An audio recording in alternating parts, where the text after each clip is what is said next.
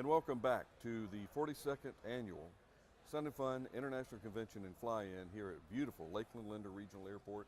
I'm Ben Coleman, one of your hosts for Florida Aviation Network, and we can be viewed at www.floridaaviationnetwork.com. And if you can't be here at Sun and Fun, you need to be watching this presentation on Florida Aviation Network. We're all volunteers here. We come here together once a year, and Florida Aviation Network is all over the world, literally the globe. But at Sun and Fun, we gather here to bring compelling, interesting, tear-jerking, heart-wrenching, compelling information to you about aviation, because that's what brings us all together here. We also are we're here to recognize our veterans. Yesterday was Army Day, today is Navy Day, but that doesn't mean that we can't recognize our folks at the Air Force as well today. And because without the Navy, Air Force, Marine Corps, we want to thank everyone for all their service and what they do to keep us free, keep us safe. Today we are very fortunate to have the commemorative Air Force and Mr. Bill Shepard with us here. Bill? Good morning, how are you doing today? Great to be here. Doing good, and I'm so glad to see you guys here. And we have two other gentlemen here on the stage, and we have Colonel Brake, B-17 driver. Colonel Brake, welcome. And we have Colonel Harding, P-51, one of the guys that was helped protect this guy as he was going off to do his missions. And Bill, tell us about the commemorative Air Force, what you do to help bring these two gentlemen back together, because they were flying in the same skies and had a lot of common interest, if you will, back in the war days, and what you're doing to bring those common interests back, so we don't forget what these guys did to protect our services. You know, it's an exciting time in the Commemorative Air Force, especially nowadays, because we're coming across a lot of the 75th anniversaries for World War II, and it'll be a year of celebration to recognize all these gentlemen, men and women, who served our armed forces at that period of time. And the Commemorative Air Force embraces that living legacy, and we have 165 aircraft all across the country and several wings, about 70, 80 wings across the country. They have many, many volunteers, tens of thousands of volunteers that are going to help bring these stories to life and share them with the nation. Well, and the purpose of doing this, and someone asked me, why do you get together and do these little shows, interviews? It's to share, it's entertaining, and to educate, to actually teach people what these gentlemen had to go through, our men and women in service, and what they go through to actually give us the freedoms to be able to come and go and drive across state lines without having to go through checkpoints. Well, exactly so, and that's one of the exciting parts about the Commemorative Air Force, and my key role in the Commemorative Air Force is being the head of the education outreach programs for the CAF. We've celebrated for many years as being able to tell these stories of the airmen and airwomen who served our country. And what we're trying to do is, one of their key mandates for the Commemorative Air Force is to wrap that up into an education outreach program and share that across the nation. What we've been doing for the last several years, we've had a program called Rise Above. And the Rise Above program focuses around the legacy and the stories of the Tuskegee Airmen and what they had to do with their challenges to rise above and listen to the noise, not listen to the noise of their lives, and become very successful. And the Tuskegee Airmen, if you don't know, is the first fighter pilot squadron. We're represented by Colonel Harding here today, of all black aviators in the all black squadron. And we're able to listen to the times and the troubles they had gone through in the early 1940s, but yet get beyond that and become one of the more successful squadrons out there and participate in the war effort. So we at the Commemorative Air Force have embraced that story as one of the many stories that we tell, and we've gone on a coast-to-coast traveling exhibit to express that and tell those stories of the airmen, and hope that we can experience and influence the youth across the country to rise above their challenges and tell their stories and what have you, become very successful here across the states or across the world, wherever the youth may be. Well, and I tell you, the adversity back in the day, I wasn't around then. I don't think I was. Wait a minute. I might have been in diapers when that was going on, but it had to be. You had to focus, and the focus was just. It's hard to comprehend what it took to really keep focused on what your mission, what your goal was, and not let all this, like you said, the noise. Yeah, and that's one of the important things, and I can't wait to hear from Colonel Harding and Colonel Brake. and the times were different in some regards to what we have or experience today. But nevertheless, you had to achieve your goals, and you had to make sure that you had that intestinal fortitude to find that dander within and make those right decisions. So it's all about decisions and choices. And we found the lessons in the Tuskegee Airmen to live by, and they had 6 different tenets as far as, aiming high, believe in yourself, use your brain, always being ready to go and expect to win, but never give up and never quit. And the Airmen had embodied that, and we're very successful. We're very happy to share that story through our Rise Above exhibit across the country. Well, Bill, let's. We've been kind of going at it back and forth, and I tend to get kind of excited here, and I get going moves kind of fast. But can we back it down a notch and throttle back and hear about these two gentlemen and what they have in common? Because at the end of the day, that's where the real story is.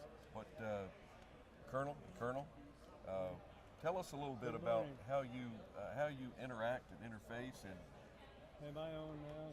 You're on hot. Well, I appreciate this opportunity to come together again with the old guys from the Red Tails, the Tuskegee Airmen. It's an honor, and I'm grateful for that. And I appreciate the commemorative Air Force efforts to put us together. I was here a couple of years ago, and I met George, Colonel Hardy, and we did a little gig here. That was a good show. And we enjoyed that, yes. So it's good to be here again. And I hope we will be able to get together in another year. I don't know, George. I'm beginning to fade a little bit at 94. How old are you now? I turned 90 last year. Okay. So I have another But birthday anyway, this year. it's good to be here. Thanks a lot, fellas. Colonel, break as we keep it on you, and let's pull out a little bit. You're very, very sharp for your age. I just want to. I hope I'm half as sharp when I get that age. And you too, Colonel Hardy. My hat's off. Literally, my hat's off to you. But let's develop a little bit more as we kind of focus in and get maybe a camera on you to be able to learn a little bit about your mission and learn about how you interacted, and things that you recall. And I'm sure that there were some moments in time, because you're looking at the deal from a different perspective, and he's looking at the deal from a different perspective. Yes. And I'm just curious of how those perspectives mingle. Well, I just might want to add, several years ago we were on a program together. It was supposed to be 2 separate programs, but they put us together. And he started off on a mission, and I came in when we came in. They took off first and headed toward the target. Then we took off later, caught up with them, and followed them over through a mission. So the people who were with us took us through the whole mission, from one to the other, and it went very well. So, I'm telling you, it puts chills up and down your spine when you go back, because those days, I don't know. Fortunately, we probably will not have to relive those days of that type of combat. But it doesn't make you not appreciate it that much more that you did go through that type of combat experience, and what you learned from it. What were some of your takeaways from both the B-17, the bomber pilot perspective, as well as the fighter escort protection? What were your takeaways? What meant the most to you? What did you learn the most through those days? I'm sorry, I'm not sure. well, I would say that I was a wingman. I was over toward the end, and I was impressed. We had B-24s and B-17s to escort, but I preferred the B-17s. The B-17s seemed to go to the target and get the job done and move out, where the B-24s seemed to mess around a little. I guess they couldn't handle formation as well as the B-17s, but I always appreciated flying with the escorting the B-17s. So. And from a B-17 perspective. Well, when we took off, after we got things settled down a little bit, we began to search the skies looking for those red tails. We wanted to see them, but of course they didn't take off until after we did, because they were so much faster. So when we finally saw the red tails, we were very happy to see them. and all the way to the target. From that point on, they were around us looking, searching the skies for enemy aircraft. And I'm happy to say that the Red Tails never lost a B-17 that they were escorting. And I'm glad I was one of them that got back. We had a great time. It was rough, but we made it through. And George was there too. I flew 22 missions over German targets in all of Europe. 22 combat missions in the B-17.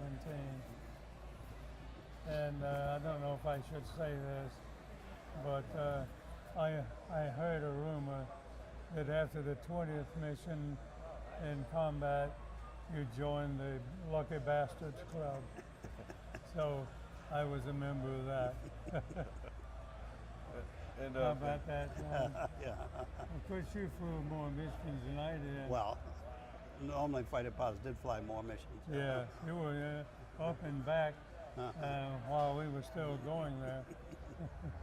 Colonel Brake, you mentioned that after you took off and things kind of settled down, you started combing the skies. What, I mean, if it's not classified, what was going on as things settled down, and what altitude were you climbing through after things kind of get into a rhythm and everybody checks in, and what was going on when you before to make things settle down? Our typical takeoff, we were climbing up to 30,000 feet by the time we reached the target area. But as we passed through 10,000 feet, sometimes 12,000, we had to make sure our oxygen masks were on. And from that point on, we were breathing oxygen, or a percentage of oxygen.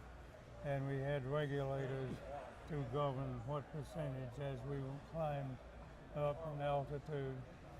And then, of course, in the B-17, it was not heated and it was not closed in. So it was cold as a devil up there. At 30,000 feet, it was about 10 degrees below zero, depending on the temperature at the ground when we took off. But anyway, as we were climbing up, I would call the crew members on the B-17 to have them check in to make sure they were all okay and strapped in, to make sure their oxygen is working and all that. And then we would settle down until we reached the IP. At the IP, which is the initial point, that's where we turned the formation onto the bomb run. And the IP was usually 3 to 4 minutes away from the target release of the bombs. So at turning the IP, I would give the signal to all of the crew members, we're turning on the IP now, so be ready. And the bombardier would take over the airplane through the Norden bomb site. I get it right in a minute. He could actually fly the plane with the Norden bomb site, and that was not classified, but he did it on the bomb run so that he could line up the crosshairs and drop the bombs at the correct time. And that was it. And immediately after the bombs went, I know I have to show you this. When the bombs left the plane, the B-17 jumped up suddenly like an elevator. When everybody gets off, they jump up. When we got rid of that load, and immediately thereafter we knew, the crew knew, all the bombs were gone, and we turned away from the target. That was a nice feeling. Colonel, how did the aircraft handle going up to 30,000 feet, and then once you drop the load, did it handle a lot different, a little more frisky? Yes, it handled like a fighter then. I love that airplane. It was a great airplane. It brought us back when we didn't think it would, but it did. We had a lot of damage from flight, some from fighters, some were shot down. And Colonel, thank you, Colonel Brake, and same to you, Colonel Harding. What are your, as far as your takeoff, and you're going to go catch up to the flight, and you're pedaling, you're going like heck, and you really don't know exactly where they are. You didn't exactly have radar in your cockpit that day. Well, except that we knew where they were because we had to meet them at a certain point. And so we'd all get to this point at the same time. So you had a rally point. The rendezvous point. We would head for it, and then we would catch up with them. But we flew faster than they did. We would S over them because we had to keep our speed up in case German fighters came in. But I want to make one correction. We did lose some airplanes in our fight, but less than the other groups lost as far as B-17s or B-24 shot down. He was probably more talking about his airplane. Well, we didn't lose him. But we would stay with them on the side, depending on how many squadrons we had or how many flights we had, a flight of 4 airplanes. We were on either side and above, whatnot, S-ing over them to keep our speed up, except when they got to the target. When they got to the target, they usually get flak from the ground. That's when we'd pull off to the side and let them enjoy the flak. Yeah, there wasn't much you could do about the flak. Nothing much. But we knew German airplanes wouldn't come in and attack them when they're going through the flak area. So good. It was. And I often used to marvel at those guys flying those airplanes. They were just in their 19, 20, 21 years old, and they held those formations going through flak, you know. And it's not easy. These black puffs all around you. So. And tell me about your P-51 experiences, your days. B-17's a great airplane and different role, different mission aircraft. But P-51, I'm sure you watched Lee fly yesterday. If you were here. Yeah. Well, the P-51 was, I was 19 years old, second lieutenant, flying a P-51. You couldn't ask for anything better than that, you know, sitting on top of the world. The airplane was so responsive. Well, that was a top airplane in World War II as far as fighters are concerned. And it's amazing how that developed. But it was just a great airplane. It must have been, look how many are flying still today. Remember, all of them at least 70 years old. 70-some years old. So. And yet many pilots have them, you know, and they apparently easy to maintain. So it's a wonderful airplane. I still hope for that barn find. You know, you find that barn in the middle of Kentucky somewhere, and you open it up, and there's a P-51 Mustang sitting in there in pieces. But well, I'll take the pieces. But it's a beautiful aircraft, and I don't know that we will ever see that era of beauty in the sky. That's right. Again, and again, I hope we don't have to get back to that. But remembering that is very vital to prevent us from having to do it again. I hope. Yeah. And again, Bill, share us a little bit more about the Commemorative Air Force and what you were doing as an organization with your various squadrons all over the country to help keep this alive. You know what's exciting, because we have a front row seat as an organization to many of these stories with the veterans, and our job as far as our educational component of the Commemorative Air Force is to take those stories, those living legacies, and bring them forward and the lessons learned, we can go from that. I'm lucky enough that I get to fly a P-51 Mustang, and I fly the P-51 Redtail, and I've learned a lot of lessons from Colonel Harding the years we've been together, and it's definitely an honor to be able to do that. So it's a special spot for me personally to be able to kind of help move this legacy forward and learn from that. So what the Commemorative Air Force, what we've done, we've made a commitment to education outreach. We've made a commitment to share these stories and legacy of all the airmen and all the air and women out there as well, and in the public realm from coast to coast all across America. One of our mandates we're particularly focusing on is the Rise Above Tour, which focuses on the lessons of the Tuskegee Airmen, as mentioned before. And what we've done, we've invested in a original panoramic movie focusing on the Redtail and the lessons and the Tuskegee Airmen, what they've done. And we've thus far traveled coast to coast with that, and last year alone, we had over 40,000 people go through, and 19,000 of them being children and youth going through our exhibit and experiencing the lessons of the airmen and learning the principles that they had done to be very successful. And we're looking for those same kind of numbers again and moving forward across the country. We have a goal that we have this exhibit in every classroom in America, and we've been, of the 50 states, we've been to 36 states thus far, on our way to 50. So we definitely have a leg up in making sure we remember and honor these gentlemen and women. And you've heard me mention women a couple times on here, and what is the preamble to is what's the next step for the Commemorative Air Force? So not only do we recognize what the Tuskegee Airmen have done, we also recognize what the women's service pilots have done, or the WAS, the Women Air Force Service Pilots. So the next generation of what we're doing for education outreach is to make a exhibit especially for them. And we're going into filming production for that right now, actually, to launch that in 2017.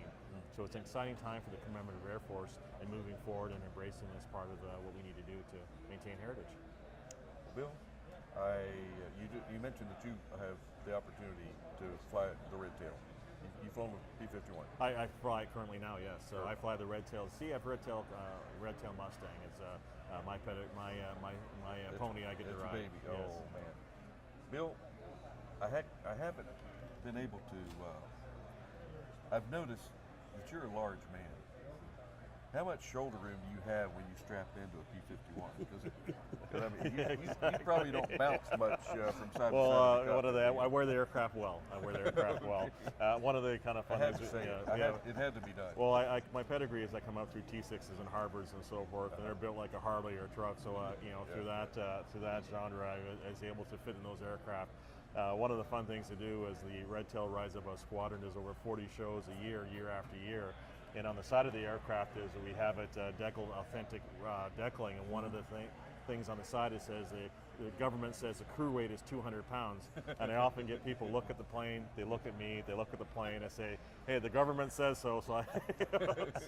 But we often joke about that. But the plane is actually a very nimble aircraft. I wear it well. I love flying the aircraft all across the country and sharing it that with all the children and all the people who patronize air shows. So it's a very honor to be able to do that and be able to fly a living legend.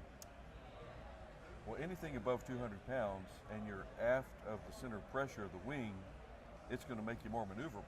That's what I'm saying. Yes. So you just get more bang out of the buck. More bang for your buck. And 1,500 horsepower and what that plane can do and stuff. I'm the least of its concerns.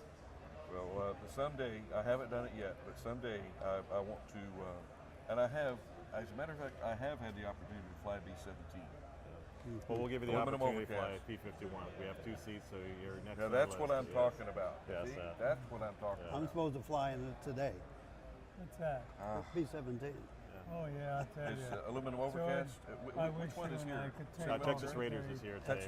Commemorative Air Force, Texas Raiders, Gulf Coleman from Houston. They're here today. So the CAF has a very good showing. As I mentioned earlier, we have 165 aircraft scattered throughout the U.S. and we have representatives all across the country to bring this living history alive. So what I would say to anybody, if you're really interested in warbirds or warbird, get involved and join the CAF wing. Well, that's Good to see you, George. well, it's always a pleasure as we're going to wrap it up here for this interview, because you got people to see and places to go and things to do here, rather than just look at these bright lights here on the set. To meet these gentlemen is a true treat, and it's an honor to be with him here today. And I see Colonel Harding quite a bit all throughout the year for several years now, and he's definitely an inspiration in my life. And if you want that opportunity here today for Colonel Harding, Colonel Brake, I recommend that all the viewers make their way to the CAF tent or Hangar 57 on the Warbird ramp, or come to our Rise Above traveling exhibit. It's right outside this building, and we're showing a movie repeatedly all day long. And it's an opportunity to see exactly what we're talking about. And it's air conditioned. It's air conditioned as well. And meet the veterans and meet Colonel Harding and Colonel Brake as well today.